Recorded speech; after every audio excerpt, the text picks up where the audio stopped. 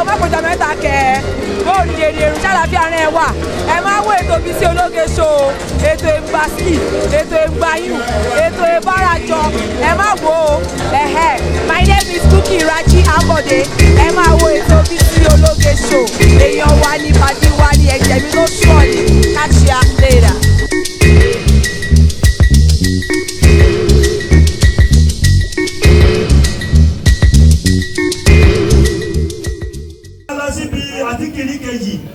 àti gbọ́rùn tọkùnrin àti gbọ́rùn tóbìnrin. Allah. Abba Habibu akíní pé rire o. Alhamdulillah. Ìtọ́lọ̀ tó ní kẹ́ tún máa rí ṣe lọ́dún yìí ọlọ́dàkùn máa ń fi eléyìí má jẹ́ fi dágbére.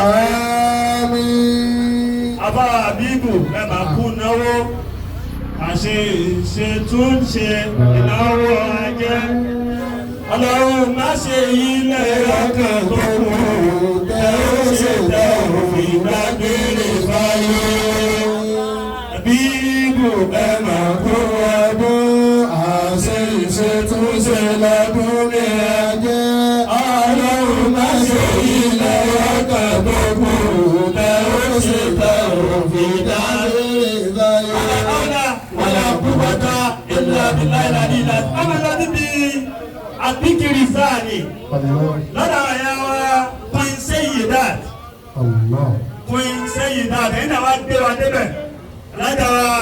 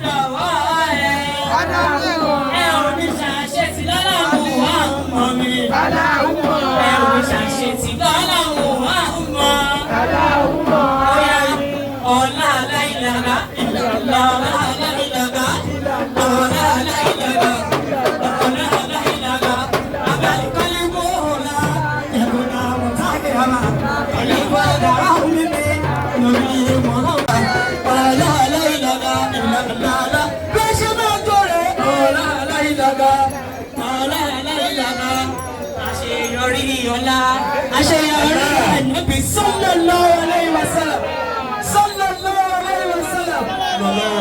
bàbá àlùbáríkà àwọn kí í kú oríire nítorí gbogbo ìyàtọ̀ àbá dálẹ̀ nítorí náà tànàbì tí ìmọ̀lẹ̀ bá sì pọ̀ bẹ̀ báyìí. bàbá ẹ sábàbọ̀ sábẹ́ àwọn ẹni ọlọ́run wá fi hàn tí dáadáa.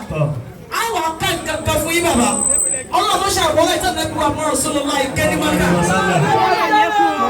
ìtànàbí wa mọ́ Rasulullah ìkẹ́ni mọ́lá. tọ́lá tó òǹkà ọ̀rẹ́ fáwọn amúmi ní òdodo. tẹ́tẹ́ bá ti sọ́dà pé ọlọ́run bá ṣe fẹ́ rẹ̀ wàhálà ìtàkùn ti gbé dẹ́gbẹ̀. ẹ̀yin bàbá ìmọ̀lẹ̀ ẹ̀jẹ̀ kò ní ọ̀pọ̀lọpọ̀ sì bí àbùkátà. sọ́mọ́sọ yẹn fún àti àná láti ké fún wọn. àwọn òkè báwọn bàbá àlùbáríkà yìí ẹ̀yin búrẹ́dì mi mo fẹ́ yá ẹnu yẹn kẹ́ fún bàbá wa ìtòrí tà mẹ́jẹ dákun. bàbá wa arúgbó pàkàtà ọlọ́jà rí i pẹ́.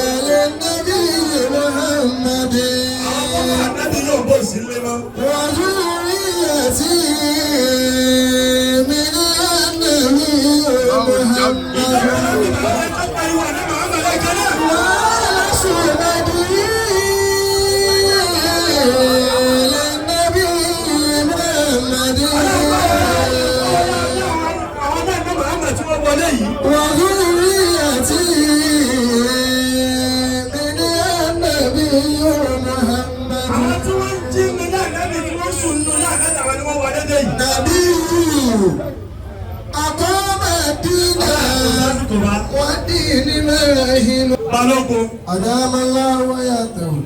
Bàbá gbogbo nǹkan lèyàn lè fi bínú dà. Àmọ́ àgbà ò ṣe fi bínú dà. La ilaha illallah. Ibi tọ́lọ̀ ní kí ẹgbẹ́ adé yìí, ọlọ́run wò, insha Allah. Gbogbo tó kù tẹ́lò láyé ẹ̀ ní fìnira ló bàbá. Àmín. Ó lè sàmí kí wọ́n náà bá lè dàgbà. Àmín. Ọba wo àgbà ó yẹ. Allahu akbar. Ọba tó ní kẹ́ dúró náà aláàjì wọ̀nyí lọ́mọ látàní tòní. Ọlọ́mọdé ayé kò lẹ́yìn wọn. Àmín. Ọlọ́mọdé àwọn náà kò lẹ́yìn yẹn.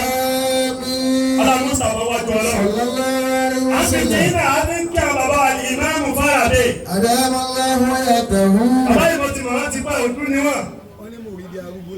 Mùrídà arúgbó. Allahu akbar. Gbogbo wa náà ni mùrídà arúgbó. Wọ́n ní kọ́ lélẹ̀. Èmi tí mo dúró yìí náà. Allahu akbar. Wọ́n ní jọ́dá àwọn fẹ́ lọ bẹ̀rẹ̀ foundation rẹ̀. Ní mọ́sálásí. Nígbà tẹ́mi ò tẹ̀ tí ì dáyé. Allahu akbar.